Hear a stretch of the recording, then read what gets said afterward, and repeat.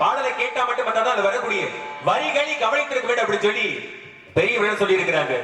என்ன வரி அப்படின்னா, கணிரசம் அந்த வரி இல்லைங்க, கணிரசமாய் மதுவருந்தி கழிப்பதல்ல இன்பம், கணிகையரின் துணையிலே கிடைப்பதல்ல இன்பம் அப்படின்னு சொல்லி கவிஞர் மிக அழகாக வரிகள் எழுதி வைத்திருக்கிறார். நாமெல்லாம் நினைக்கிறது என்ன நினைக்கிறோம் அப்படின்னா, மது அருந்துவது மட்டும்தான் நாம அல்ல மற்றவர்களா, மது அருந்துவது மட்டும்தான் நமக்கு மகிழ்ச்சி விஷயம் அப்படின்னு சொல்லி அவங்க